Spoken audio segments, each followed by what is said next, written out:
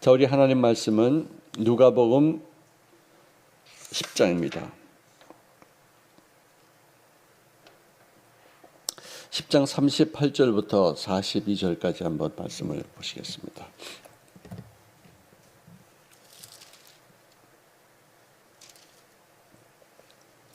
누가복음 10장 38절부터 읽겠습니다. 시작. 그들이 길 갈 때 예수께서 한 마을에 들어가심에 마르다라 이름하는 한 여자가 자기 집으로 영접하더라. 그에게 마리아라고 하는 동생이 있어 주에 발치에 앉아 그의 말씀을 듣더니 마르다는 준비하는 일이 많아 마음이 분주한지라 예수께 나아가 이르되 주여 내 동생이 나 혼자 일하게 두는 것을 생각하지 아니하시나이까. 그를 명하사 나를 도와주라 하소서. 주께서 대답하여 이르시되 마르다야 마르다야 네가 많은 일로 염려하고 근심하나 몇 가지만 하든지 혹은 한 가지만이라도 족하니라. 마리아는 이 좋은 편을 택하였으니 빼앗기지 아니하리라 하시니라. 아멘. 자, 어제의 말씀에는 전도 여행을 시켜서 그 고달픈 인생을 그리고 그 모든 여정을 겪으면서 돌아왔는데 그들은 고단했던 그 전도 여정보다 더 기쁜 일들이 뭐냐? 예수의 이름 앞에 귀신들이 쫓겨나가더라. 정말 활기차게 그 내용을 보고 가는 그런 내용이 나오고 있습니다. 그래서 주님께서 하신 말씀은 여자의 후손이 뱀의 머리를 짓밟고 뱀은 여자의 발꿈치를 부른 것 정도의 형상인데 그것은 이미 예언된 것이 아니냐. 당연히 너희들이 나아가서 내 이름으로 귀신을 쫓을 수 있는 것이 당연한 것 아니겠냐. 내가 너희에게 모든 뱀을 그리고 전갈을 원수의 능력을 제어할 수 있는 그런 권위, 권세를 주었으니 너희를 해칠 자가 아무도 없도다 라고 말씀해 주셨어요. 오히려 이 말씀 하나만 갖고도 우리가 그것을 믿고 우리에게 주어지는 그 권세를 활용하면은 그렇게 큰 문제가 없어요. 우리가 권위를 잃어버리고 죄에게 굴복함으로 마귀의 종이 되어지고 놀림거리 되어지고 우습게 여김을 받는 어떤 그런 모습이 되었기 때문에 환경에 의해서 마귀에 의해서 문제에 또가 짓눌리고 또 자유를 얻지 못하고 끌려다니는 그런 형국이 되었습니다. 오늘 이 아침부터라도 정말로 당당하게 문제에 대해서 대처할 수 있는 권위가 회복될 수 있기를 바랍니다. 우리들의 관건은 그거예요. 우리들의 싸움은 혈과 육에 대한 싸움이 아니에요. 공중권세 잡은 악한 영들에 대한 싸움이에요. 귀신과의 싸움이에요. 여러분들 이 귀신과의 싸움을 간과하지 마셔야 돼요. 분명히 있어요. 근데 매사 모든 걸 다 귀신으로 여길 수는 없겠지만 그러나 대부분이 많은 곳에 귀신의 역사가 나타나요. 정말 이거를 우리가 깨닫지 못하면은 질질질 끌려다녀요. 두려워해요. 염려에 묻혀 있어요. 자그마한 어떤 사건에도 전전긍긍하는 어떤 그런 모습을 갖출 수밖에 없어요. 마귀를 이기시기를 바랍니다. 마귀는 대적하는 거예요. 오늘 이 성경 말씀에 특히 누가복음 10장에 보면은 마귀는 대적하고 짓밟고 그를 내어 쫓고 그를 억압하고 그를 정말 쳐서 복종시켜야 될 것이고 이웃에 대해서는 불쌍히 여기는 마음으로 자비를 베풀고 하나님께 대해서는 말씀에 창념해서 다른 일보다도 말씀에 집중하고 거기에 초점 맞추는 일을 하라. 이거예요. 오늘 이 전체적으로 우리가 보면은 거꾸로 하고 있어요.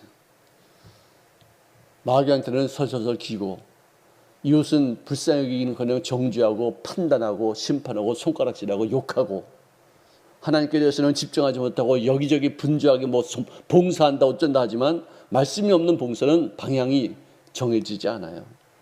아무리 열심히 있다 할지라도 방향이 틀리면은 잘못된 곳에 가게 돼요. 시험 들게 돼 있어요. 지치게 돼 있어요. 마르다 형국이 그거 아니겠어요? 음식을 준비하는데 정신이 없는 거예요.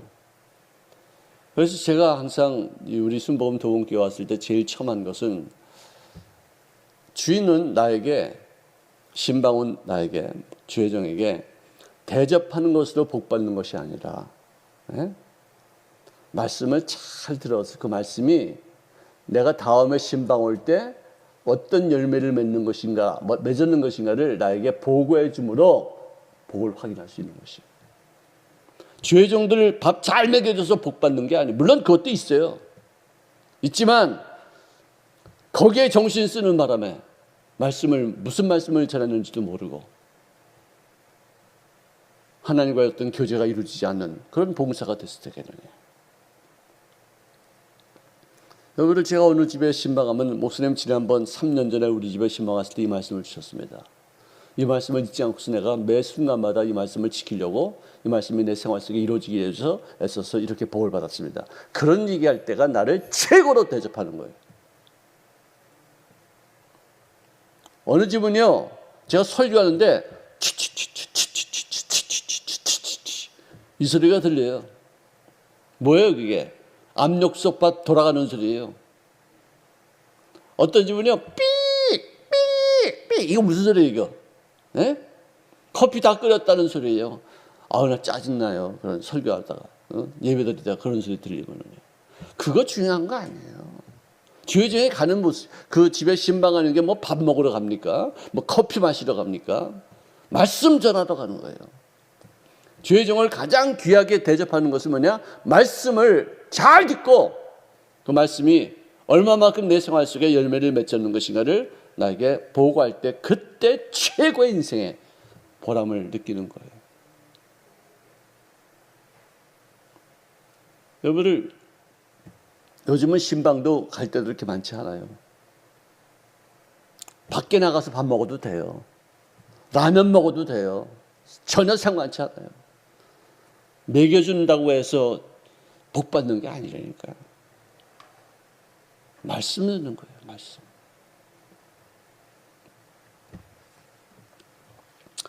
자, 여러분들, 예수님께서 하신 말씀은 너희가 너희 앞에서 내 이름으로 귀신들이 쫓겨나가는 것으로 기뻐하는 것보다도 너희 이름이 하늘나라 생명록에 기록된 것으로 기뻐하라. 자, 그때 당시의 상황은 예수님의 제자들이 오순절 마가 요나의 다락방에서 성령 충만함을 체험하지 않은 그런 시점이에요. 그런데 이미 이 사람들은 구원받았어요. 성령의 감동으로만으로도 충분히 구원받을 수 있는 거예요. 성령 충만받지 않았다고 해서, 방언을 받지 못했다고 해서 그 사람이 구원받지 못한 게 아니에요. 오순절 마가 요한의 다락방을 통과하지 않았다고 해서 구원받지 못한 거 아니에요. 하나님과 나와의 관계가 예수님을 통해서 이루어졌다는 사실을 믿기만 해도 예수님이 나를 위해 십자가에서 못 박혀 내가 받을 심판을 그분이 대신 받아주셨기 때문에 나에게는 심판이 없다는 사실, 이거 하나 믿어도 구원받는 거예요. 왜? 예수님이 이루어놓으신 공력을 인정했기 때문에.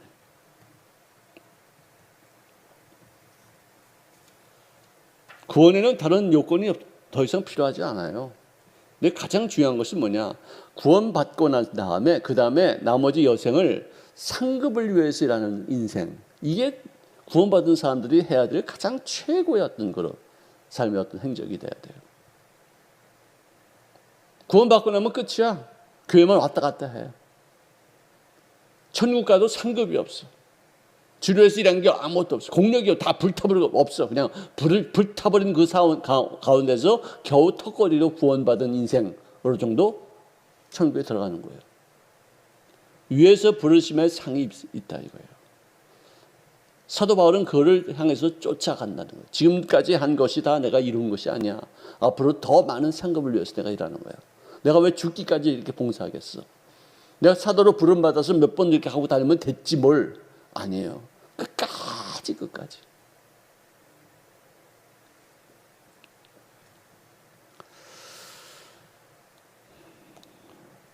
자, 지혜롭고 슬기로운 사람들에게는 이런 것을 숨기고 순수한 사람들에게 이런 것을 나타내셨다. 오늘 예수 믿는 거는요, 똑똑한 것도 중요해요. 슬기로워야 되겠죠. 왜 뱀처럼 슬기롭고 비둘기처럼 순결하라고 그랬는데, 근데 순수함이 있을 때 그 지혜가 빛나는 것이지, 순수함이 없는 지혜는 책략이 될 수 있고 꾀가 될 수 있어요. 순수함이 중요해요. 선함. 깨끗함, 정직함, 그리고 남의 유익보다도 그러니까 나의 유익보다도 남을 먼저 생각하는 그런 마음가짐, 이런 것을 우리가 순수하다 그렇게 말해줄 수 있겠죠. 선지자들이 그리고 옛날에 그 임금들이 누렸던 그런 복보다도 너희들이 제자들이 경험하는 그 복이 더 큰 것이다 하면서 제자들이 받은 그 복이 얼마나 큰 것인가를 말씀해 주고 있습니다. 여러분들, 이 말을 내가 이렇게 보면은 우리가 사는 지금 현재 우리 인생이 옛날에 왕이 누리고 있는 그런 권세보다 엄청나게 더 멋진 인생을 살고 있다는 거 아세요? 예? 광개토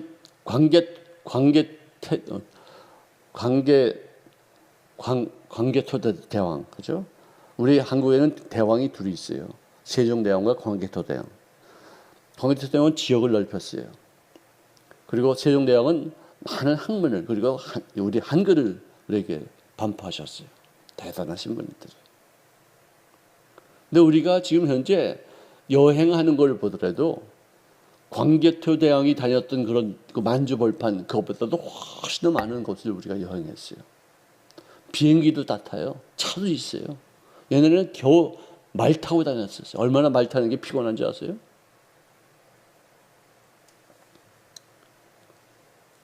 그리고 얼마나 좋은 음식을 먹어요.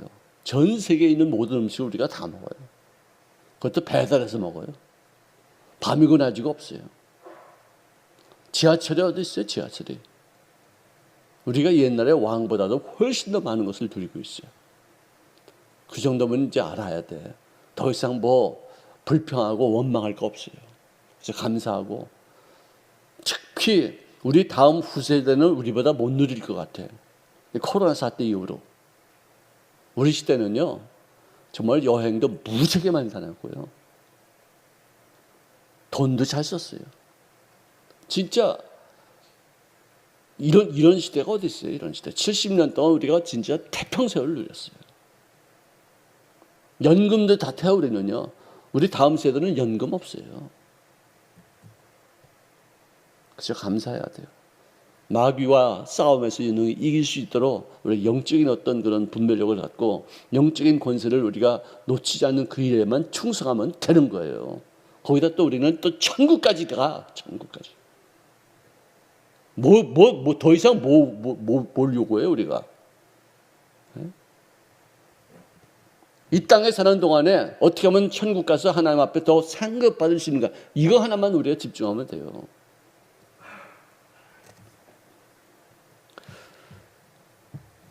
자, 오늘 주님께서 25절부터 42절 사이에는 어떤 율법사가 나와서 주님 앞에 질문을 했습니다. 무엇을 해야지만 영생을 얻겠습니까? 라고 했는데, 이것은 진짜 영생에 대한 갈급함이 있어서 물은 질문이 아니라 시험하기 위해서 예수님이 과연 무슨 말씀하실 것인가? 이분이 정말로 메시아인가? 이 사람은 헛소리 하는 건 아닌가? 이걸 시험하기 위해서 그런 것이라는 거예요. 그랬을 때 예수님께서 하신 말씀이, 율법을 네가 지켰느냐? 가장 소중한 율법이 무엇이냐? 라고 물으셨어요. 율법을 지킴으로 영생 얻는 것이 아니거든요. 근데 그렇게 물으신 이유는 그가 무슨 질문을 했느냐? 무엇을 해야지만 영생을 얻겠습니까? 하면서 행위를 강조하면서 나왔다. What must I do for eternal life? What must I do? 무엇을 해야지만 영생을 얻겠습니까? 라고 물었기 때문에 그렇게 말씀하신 것이에요. 마음을 다하고 목숨을 다하고 힘을 다하고 뜻을 다해서 너희 하나님을 섬기고 이웃을 섬기라. 그 말씀하니까 그래, 네 말이 맞다. 레위기 18장 5절에 보니까 하나님의 율법과 이 계율을 잘 지키면 네가 살리라. 그게 지키면서 살아라. 이런 말씀하셨거든요. 네? 이게 너희들이 해야 될 어떤 본분이다. 자, 그랬을 때 하나님에 대한 얘기를 하지 않냐고 이들이. 자, 그렇다면 내가 선행을 베풀어야 될 이웃이 누구입니까? 라고 또 시험을 한 거예요. 그랬을 때 주님께서 하신 말씀은 굉장히 유명한 말씀이에요. 어떤 사람이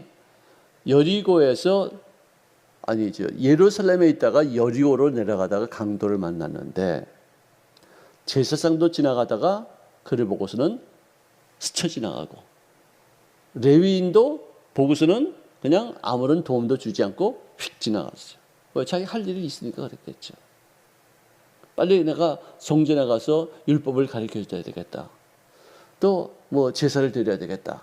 어떤 사명이 있으니까 빨리 지나갔겠죠. 근데 이름도 없는 한 사마리아인이 지나가다 보니까 진짜 이건 뭐 피 터지고 뭐 온전하게 생명의 위협을 느낄 정도로 이렇게 됐으니 그에게 기름과 포도주로 발라주고 난 다음 자기 짐승에 태워서 한참을 가서 주막에 들려 거기서 밤을 새워 그를 간호한 이후에 이제 그때 가서야 이제 자기 할 일을 이제 행하는 거예요. 왜? 더 중요한 것은 뭐냐? 사람을 살리는 일에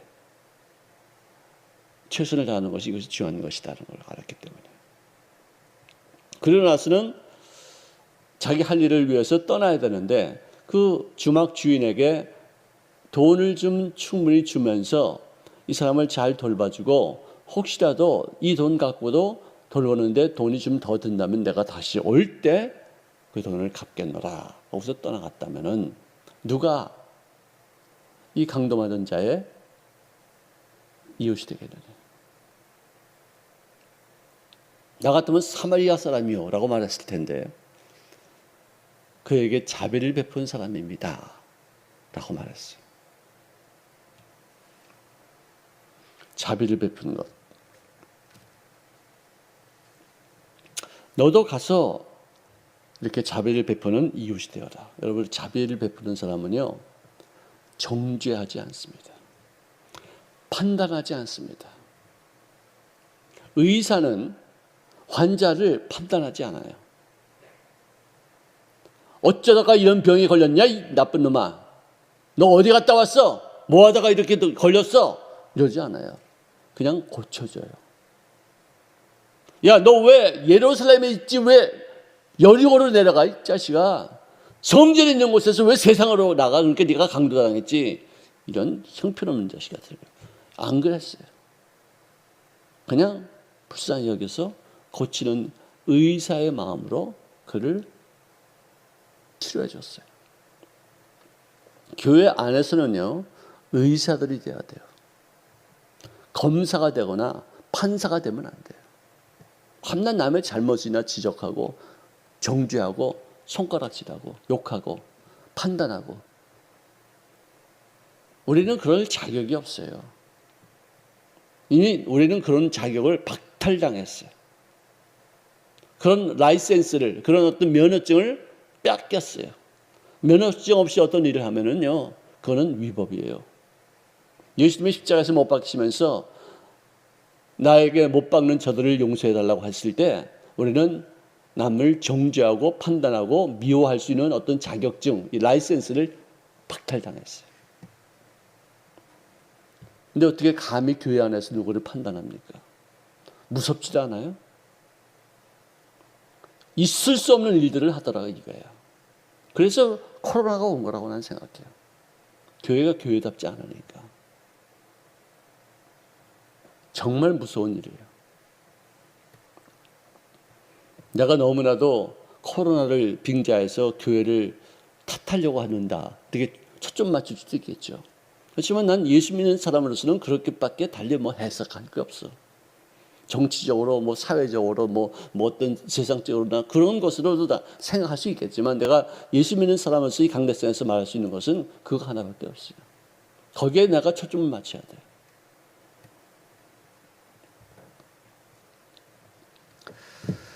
마귀는 굴복시켜야 되고 이웃은 우리가 행동으로 섬겨야 되고 하나님은 말씀에 집중할 수 있는 믿음을 가져야 된다. 봉사는 열심히 하는데 그 머릿속에 뭐가 들어있는지 몰라요. 어디로 가는지도 몰라요. 그러니까 쉽게 상처받고 쉽게 시험 들고 쉽게 포기하고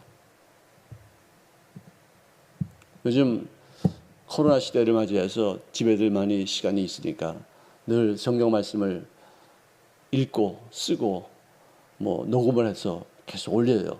얼마나 중요한지 모르겠어요.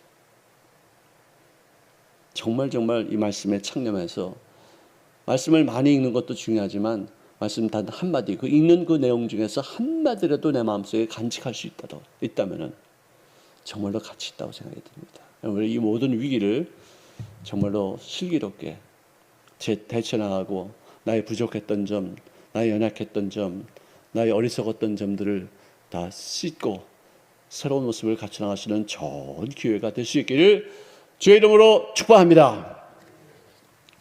사랑하시는 주님 고맙습니다. 주님께서 이 누가복음 10장의 말씀을 통해서 우리가 전에 보지 못했던 주의 뜻을 볼 수 있도록 도우셨사고 또 듣지 못했던 주의 음성을 들을 수 있는 귀한 기회가 이루어지게 도우셨사오니 감사합니다. 어두울수록에 또 힘들고 고통스러운 그런 여러 가지 시련의 기공을 당할수록에 우리들의 영혼이 더욱더 깨어져서 주님의 음성을 들을 수 있는 기회가 되었음을 깨닫게 도와 주시옵시고 우리들의 사고의 구조가 더욱 폭넓어지고 그동안에 생각지 못했던 그런 편협된 마음이 깨어진 바 되어져서 모든 것을 포용할 수 있을 만큼의 넓은 마음을 가질 수 있도록 역사하여 주시옵소서. 마귀와의 싸움에서 이기게 도와주시고 이웃들을 우리가 불쌍히 여기는 마음가짐을 갖게 도와주셔서 하나님의 말씀을 우리들의 마음속에 간직하고 있음에 귀한 표적이 되어지게 역사하여 주시옵소서. 많은 일로 우리가 분주한 것이 아니라 하나님의 말씀을 택하는 것, 주님의 말씀에 귀를 기울이는 것, 이것이 가장 소중한 것임을 깨달아 하시도록 도와주셔서 올바른 방향에서 한 가지를 하더라도 바른 일들을 감당할 수 있는 죄를 되어지게 도와주시기를 원하며 예수님의 이름으로 축복 기도합니다. 아멘.